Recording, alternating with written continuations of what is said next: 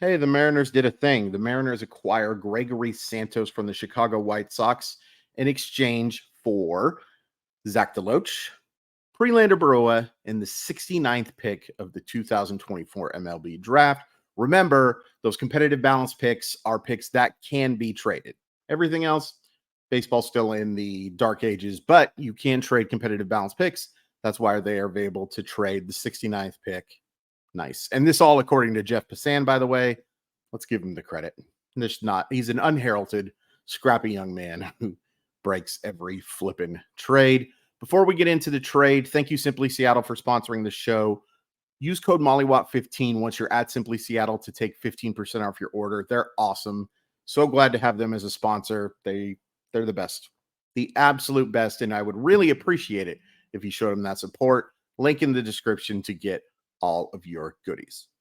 Okay, so Santos in 2023, which was his rookie season, he had just a couple of appearances in 2021 and 2022. Didn't go particularly well. Not always fun to see. Not always. Never fun to see a 22.5 ERA next to your name. 3 appearances. Come on. 2 appearances in 2022 with a 4.91 ERA. Again, there's nothing you can take from that sample.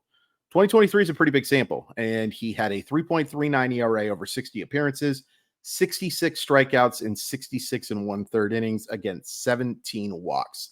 24 years old, turns 25 at the end of August. Former kind of top prospect for San Francisco, considered one of their better arms. Really couldn't put things together, but certainly put things together for Chicago in 2023 based on those numbers that I just gave you. Those numbers are really good. They're really strong, especially for a rookie reliever. Savant suggests he was better than that. Expected ERA of 3.16 is not that different than the 3.39, but does in the 89th percentile. That's very good. Throws very hard. 98.9 miles per hour on his fastball on average. Gets into triple digits. It's a good pitch. It's a really good pitch. Got hitters to chase pitches outside of the strike zone 33.6% of the time. That's in the 91st percentile. 5.9% walk rate is excellent. 85th percentile. Hard hit percentage of 34.8, 78th percentile with 30%. Excellent. Not excellent might be too strong, but very good. Very, very good. 77th percentile. Interesting to see that number because his K percentage of 22.8 is only in the 44th percentile. Suggests there might be some bad luck because getting swings and misses, but maybe not on strike 3. Would not be surprised at all to see that going forward. And even if the strikeouts aren't elite, this guy's really hard to square up. I gave you that hard hit percentage. Ground ball percentage of 52.2. That is very good. 87th percentile. And here's the best number, even though my dog just snored when I said it. Only 1.5% barrel rate. That is among the very best in baseball, if not the best in baseball, because it's in the 100th percentile. That's really good. This guy is hard to square up. And, you know, he kind of reminds me a little bit of a harder throwing Justin Topa. And guess who just got traded from the Seattle Mariners? Justin Topa. Yeah, you're good at this, guys. The pitch distribution, not surprised that the Mariners like this guy a lot. 52% of the time he throws his slider. And it's a very good slider. It's a 91 mile per hour slider, so the hard kind. Similar to Andres Munoz in that regard. Now, Munoz wasn't throwing his slider more than his fastball, but he was throwing it as often.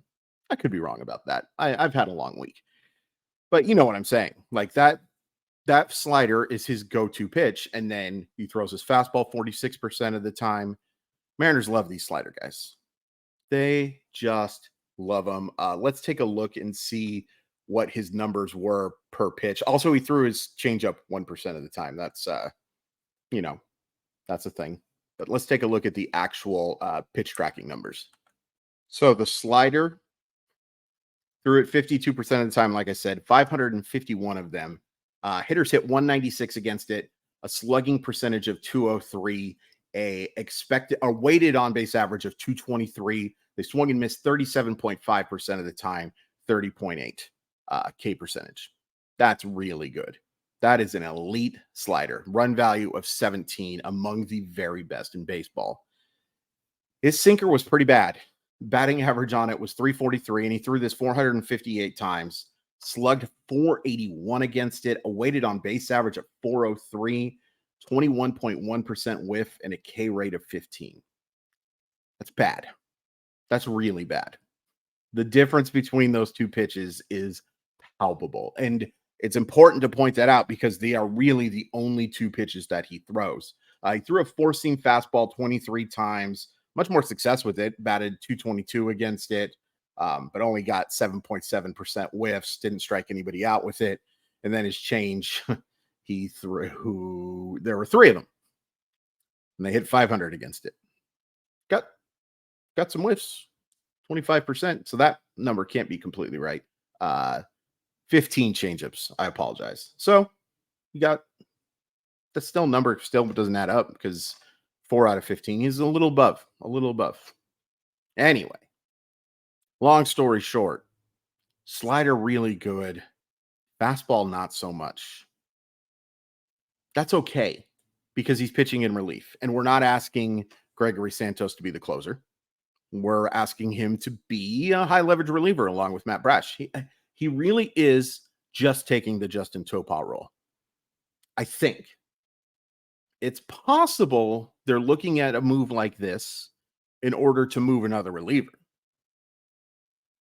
I don't think that's what's happening. I think Santos is going to be one of those high leverage guys. And I like it. I think it's a very nice pickup. I think I prefer Santos to Topa, in part because of stuff that's not Topa's fault. He got overworked last year. And it's hard to be successful 2 years in a row when you have as much mileage, for lack of a better term, as Topa had last year. And has injury concerns. I think Santos is a better pitcher and a better bet for 2024 than Justin Topa is. That being said, this is another trade where the Mariners give up some interesting stuff. The 69th pick, okay. Like, you take a look, there's lots of hits there. There's lots of misses in that round. You know, you're going to get a top 75 prospect, probably, assuming you're not using the money. That's the big thing here. To get just to the point. You are giving up allocated funds, and that hurts your overall draft bonus pool. Not a reason not to make a trade, but it's a nice thing to pick up for the Chicago White Sox, for sure. Another nice thing to pick up is Prelander Berroa. I really like Prelander Berroa. I get it. He is strictly relief, in my humble estimation. By the way, interesting that both Santos and Berroa are former San Francisco Giant prospects. Funny-ish. I think Berroa has more upside than Santos does, but he has a much lower floor. He has one of the lower floors of any top prospect, may not be the right term for Berroa, but like there's a wide range of outcomes.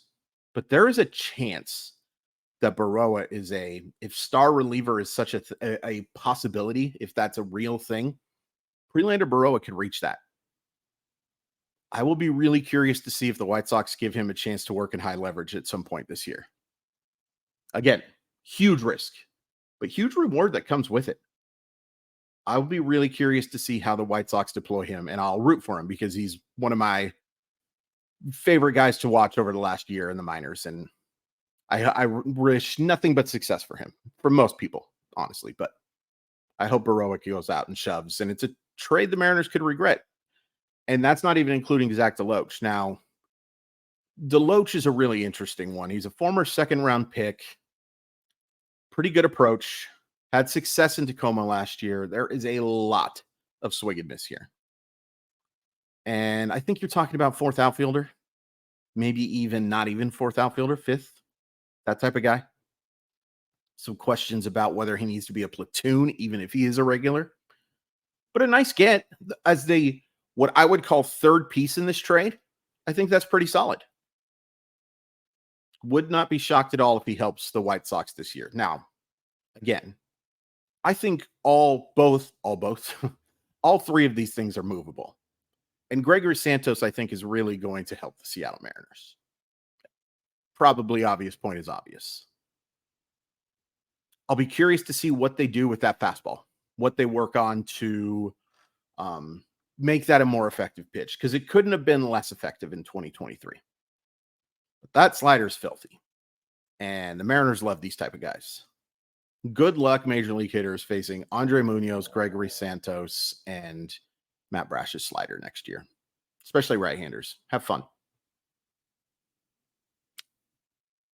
But I think this could be a trade that someday the Seattle Mariners regret.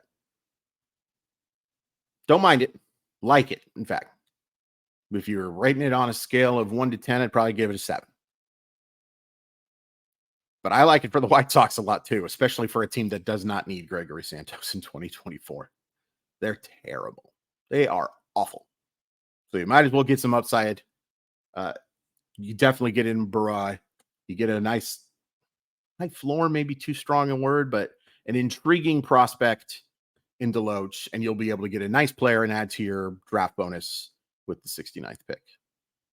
What do you guys think of the trade? Before you tell me what you think, please hit like and subscribe. Really appreciate it. Going to try and do as many videos as possible before the season starts because, we got to get on that routine again. I need the distraction. I think we all could use a break. So watching a 12-minute video on a middle reliever trade, can't think of a better way to spend the day. But yeah, please tell me what you think. Hit like and subscribe, and welcome to Seattle, Gregory Santos.